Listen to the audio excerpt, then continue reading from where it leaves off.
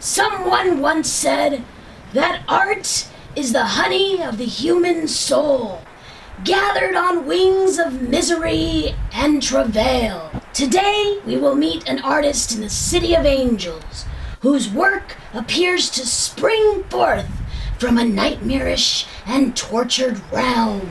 Yet nothing is as it seems when it comes to Ms.3. While some call her heretic, others call her saint.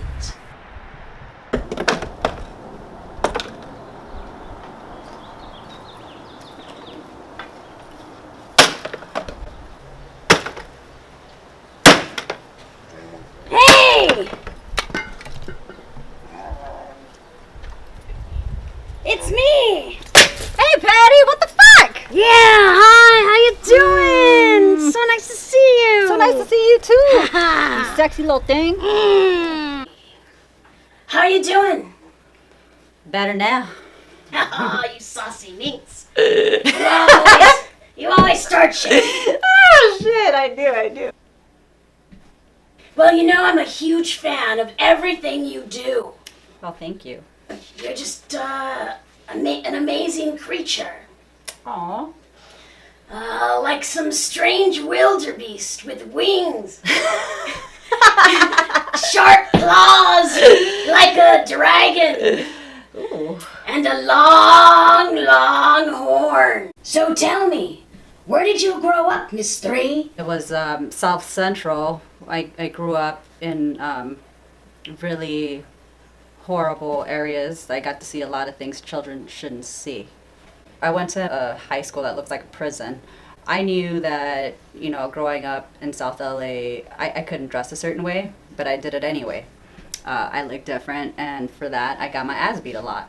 And there's this one teacher that saw something in me. I guess she saw, I don't know what, but she gave me this blank book. And she saw, write till it's all out, write till your mind is clear. I was like, no one's ever talked to me like that. Let me try this. So I wrote, I fucking filled that book. I filled it, and she read it, and then after that, I guess she felt impelled to take me to this temple. That's the teacher that changed my life. She definitely did. I had never been out of South LA till that day.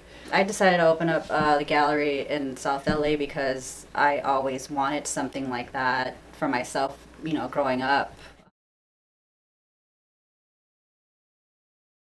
What do you think the gallery brought to the community?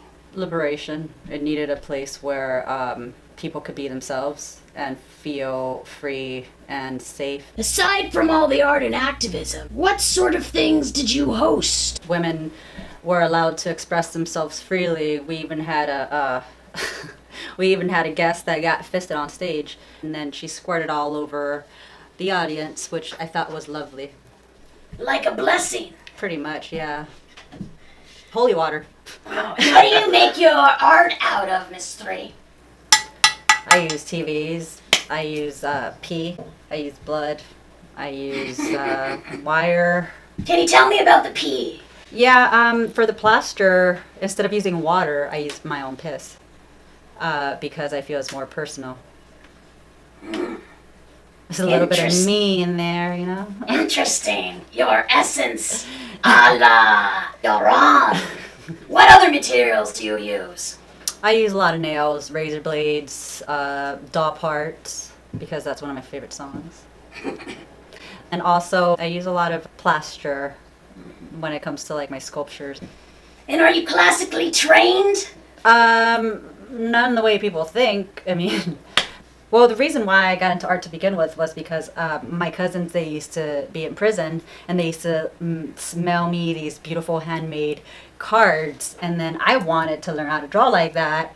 And then out of that, years went by. I was 17 when I decided to start working at an art supply store, because I wanted to learn how to do bigger things. I wanted to learn how to use paint. I didn't know how to use that. I mean, really, I'd never been exposed to it, so I decided to teach myself. The first art show that Heart of Art put on was Ni Una Mas. Can you tell me about that movement? Ni Una Mas was a very haunting thing for me. It all started in Texas.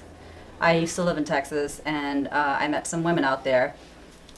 One day, one of the women came into the shop, and she said, "Oh, one of my friends was taken by La Migra, and they dropped her off in the desert in Juarez." Like, I was like, why would they do that? Like, I didn't know. I was clueless. After that, I started doing some intensive research on it, and I come to find out that they've been killing women out there, because there would be no repercussions. Right.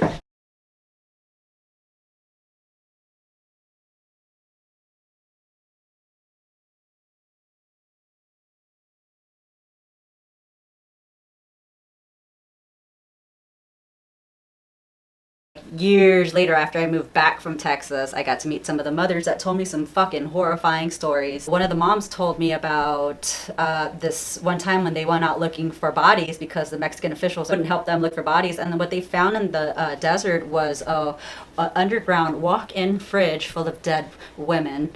Too many fucking stories, and that's why I decided to put on this show to raise awareness. The flyer for it was very graphic because I felt as though it needed to be. It was a naked woman with her nipples ripped off. Because that's how they'd find him, right? Right. We got a lot of shit for that flyer, but you know what? That's what needs to happen. We need to be very graphic about the shit that's going on around the world. Can you tell me about the tattoo on your arm? Yeah, this is actually, says En la Memoria de las Mujeres de Juárez, Mexico. I just couldn't keep on living without a constant reminder. One night, I kept having this dream. It wouldn't stop. It was a mountain and a bunch of women wearing white veils, and they were all going up the mountain repeating this thing. It said, La Madre, la Hija y el Espíritu Santo. And that's why I decided to get this right here. And these are all their graves. What does that mean? It means the Mother, the Daughter, and the Holy Spirit.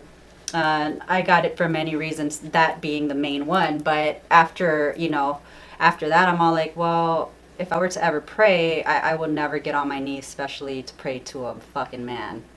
What drives your work? I can't just, out of nowhere, just make something. It doesn't work that way. I mean, some people do, but I can't. At first, it starts in my head, and it doesn't leave me alone. It's like this thing that haunts me. And if I don't pull it out of my brain, then it stays stuck in there, and it just fucks with me. So I have to get it out. So it's like releasing an idea or a thought. Yeah, like an orgasm.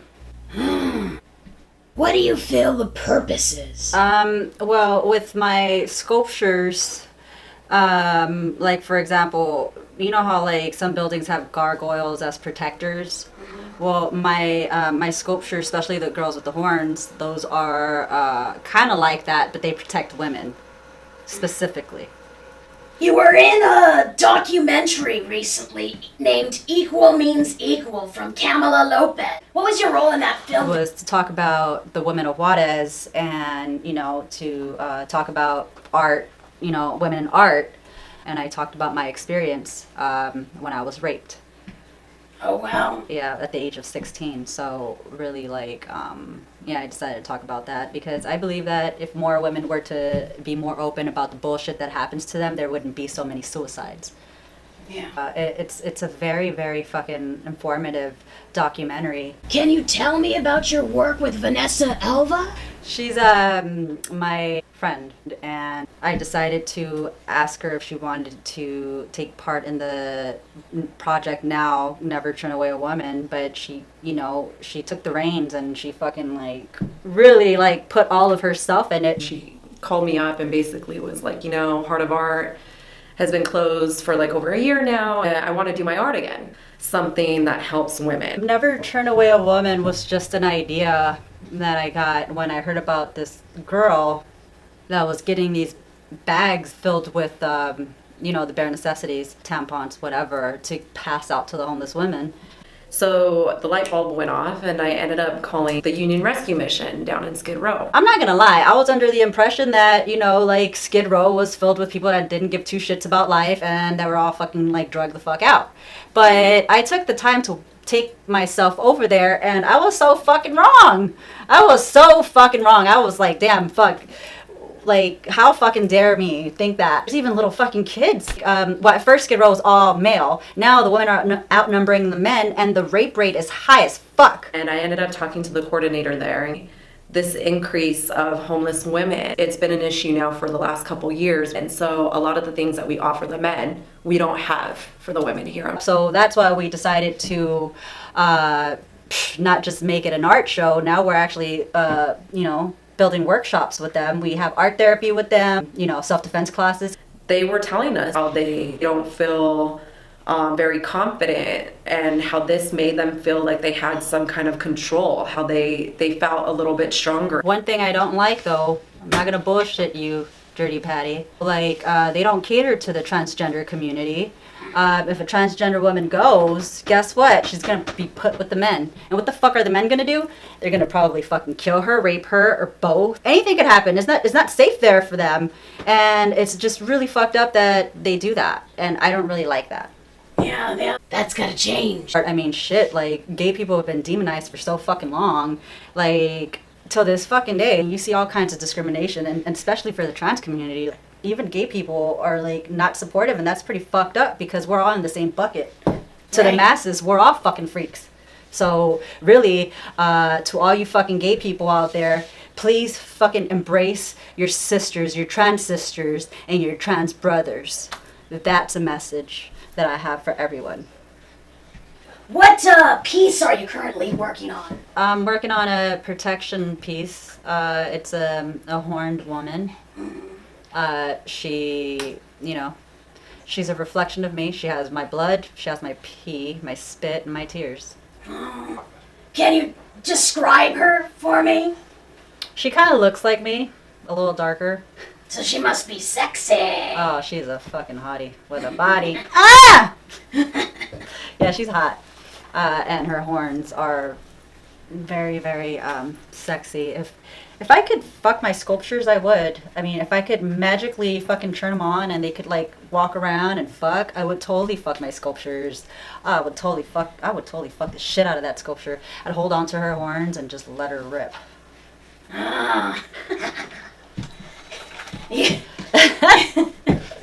You're wild, Ms.3. A little bit. When I first met you, you told me a story, and it's when you told me the story I fell in love with you. Tell me about poop. You know how everybody always says, this tastes like shit? The other day I had some rotten sardines. I said, this tastes like shit because puppets don't eat sardines. That probably is worse than shit. You don't like fish? That seems rather odd. I don't know. I mean, sardines are in the can. I like my fish fresh. I see. No rotten fish. I get it. Yeah, well, there's that saying. And so I decided to wipe my ass and lick the paper. And honestly, most of the stuff that people say tastes like shit really doesn't. So tell me, the burning question I know everybody wants to know, what does shit taste like? It's bitter. Really? Yeah, it's bitter. It's just very bitter. Well, mine was, I don't know. Like dry wine bitter or? When when you eat a banana and then it leaves that weird Oh, yeah. Yeah, it's kind of like that. Numbing a little bit too. It's not like eating ass though, because when you eat an ass, it's sweet. I think it depends on whose ass, right? Asses I've Hygiene. Yep. As soon as you told me that story, I knew this one's an adventurous one, a free spirit. She'll literally try shit. Just a little bit. I mean, I didn't go as far as divine. She fucking literally chewed on that motherfucker. So just a little lick. A little fucking lick. That bitch took the cake. Yeah, that's pretty nasty. Yeah, we were both nasty. It's okay. Thank you so much, Ms.3, for gracing us with your presence. Remember to always keep it dirty and support your local artists. You have to keep it dirty. You just have to.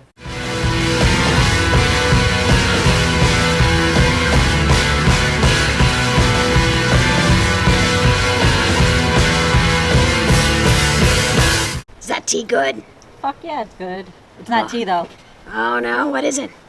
It's dragon's blood and caffeine Breakfast of champions. of killers. Yeah.